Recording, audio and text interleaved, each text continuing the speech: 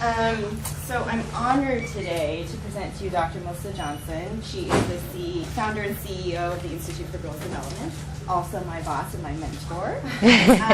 She is an expert in girls development with a master's in education and a doctorate in counseling psychology.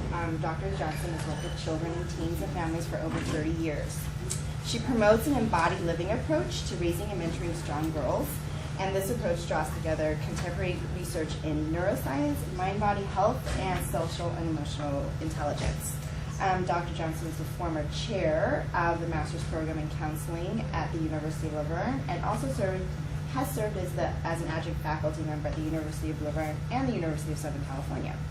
She is a very sought-after speaker at the regional and national level, and her presentations range from keynote addresses to also in-service trainings for educators and mental health professionals. And she's also frequently asked to share her expertise with parent groups and community organizations.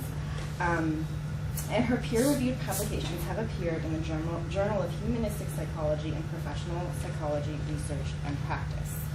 And I just have to add in that I think because of her conception of the Institute in Pasadena, she's really paved the way to make significant impact in the changing the culture for girls and women in our community. So we're honored to have her.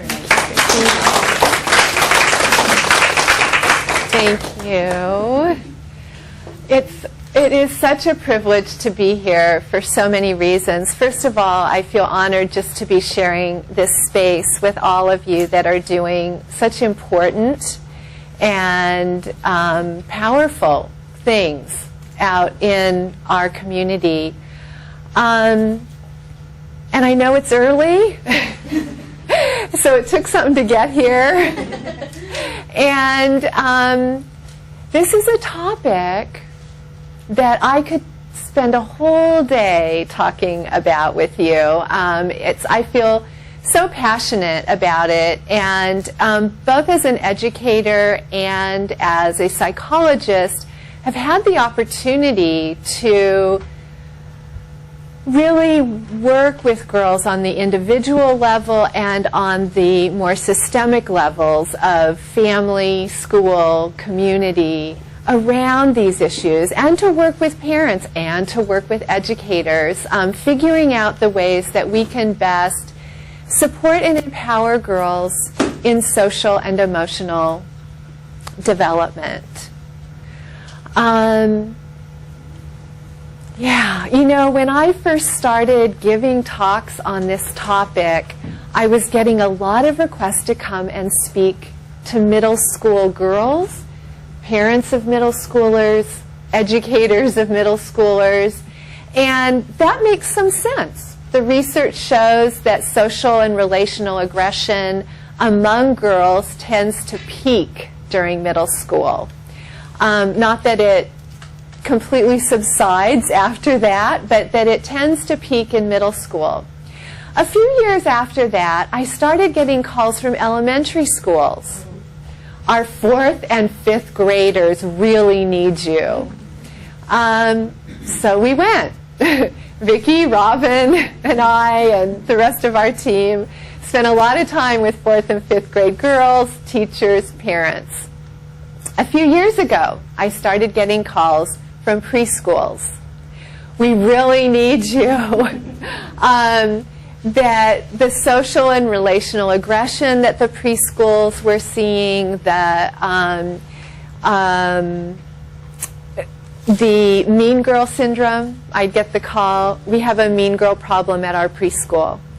And so, you know, I don't know if it's a societal shift, but I've certainly observed that the awareness around girls' social aggression issues has kind of trickled down to younger and younger ages, and that schools are really wanting to have ways of intervening at earlier and earlier stages, which is a good thing.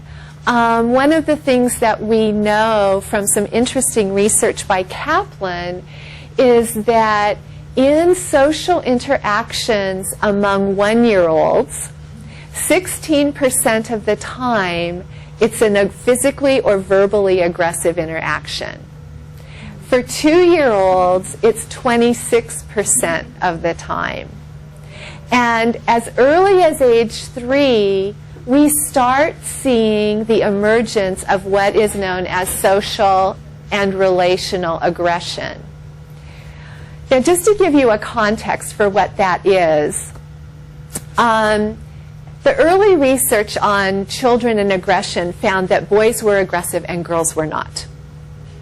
And usually the room kind of breaks out in laughter at that point. But we all know that girls are aggressive, but aggressive in a different way.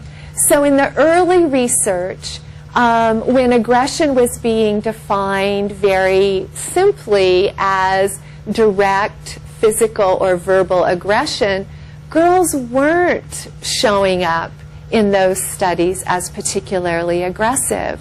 But as we began to get much more sophisticated about our understanding of aggression, the research was able to expand to understand and bring us more information about the kind of aggression that girls seem to prefer. And girls seem to prefer what's called social or relational aggression. Aggression that's meant to harm social standing, that's meant to hurt friendships. Now, isn't it interesting that as young as 3, I find it fascinating, that as young as 3 years old, children, boys and girls, but more so girls, are getting it, that they can hurt someone by hurting their friendships. And what does that look like in those preschool years? I don't want to play with you. Vicki, don't play with her. And we will say that publicly. Robin, do you want to come to my birthday party on Saturday? Yeah? Okay, but you have to do this. You have to be my servant for the day. Then you can come to my party on Saturday. Okay? Okay, so, right? Sound familiar? All right, so it goes on and on. This is the social relational aggression world that we see starting to emerge developmentally at age 3. What does that look like moving on down the road? As girls move towards more cognitive sophistication, into the elementary school years, we see the addition of another important component of social and relational aggression, and that is rumors and gossip. So along with the exclusion stuff that starts really early on, the rumors and the gossip kicks in. You get to middle school and you're at kind of the peak intensity. Anything that makes anyone different or stand out in middle school is like an albatross around their neck. Now maybe by the end of high school, that uniqueness is going to be valued and treasured and appreciated, but in middle school, it's an albatross around their neck. And the fitting in part is really important, and gossips, rumors, and exclusion really run rampant around all that stuff. In high school, although, well, okay, so the literature may be a few years behind the reality, because the research says one of the things we start seeing in high school is that relational aggression starts to get played out around romantic relationships. So flirting with somebody else's romantic partner is a way of being socially aggressive. Starting a rumor about a couple, that kind of thing. What I hear from parents, what I hear from girls, is that stuff is actually starting in middle school, 6th grade, even 5th grade. So the literature is, I think, a little bit behind the times, as is often the case. But we're seeing it, again, younger and younger. Then girls, women reach adulthood, and all of these issues go away. Right? Okay, right? Okay. So it's really a lifelong process here that we're talking about. And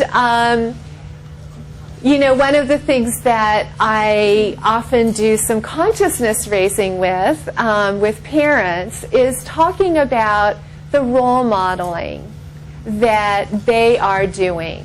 They may not think the children are listening.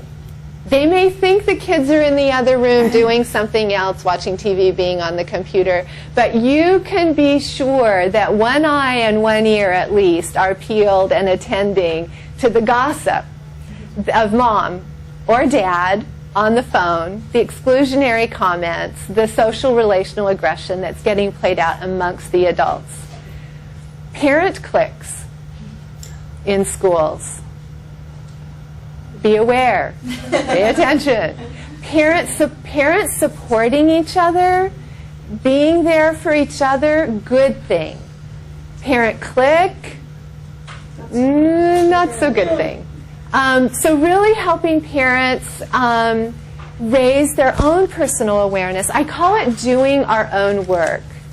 That as parents, as educators, as psychologists, mental health professionals, doing our own work is so, so important. Looking at the ways that we live out social and relational aggression in our own lives, because we still do. And thinking about how we are inclusive or how we are exclusive is vital in terms of what we role model to children, what we're able to even share with them about our own process. If they do overhear us gossiping, what do we do with that? How do we help that be a teachable moment? And if we're not aware, if we're not doing our own work, then it really inhibits our capacity to have those very real, very honest conversations with our children that we need to have. I know, there's the parent on the cell phone. I also know, I'll just give you one example from a school that I did some work with. They shared with me that they had a teacher lounge adjacent to the nurse's office with a door that went between the two. And one day that door was left open and the teachers were gossiping about a colleague, and a child was in the nurse's office overhearing this trash talk about his favorite teacher, and it was devastating for him. And so again, that doing our own work, paying attention to the way that social and relational aggression is playing amongst us is a vital part of the work that we do. So I really value that piece.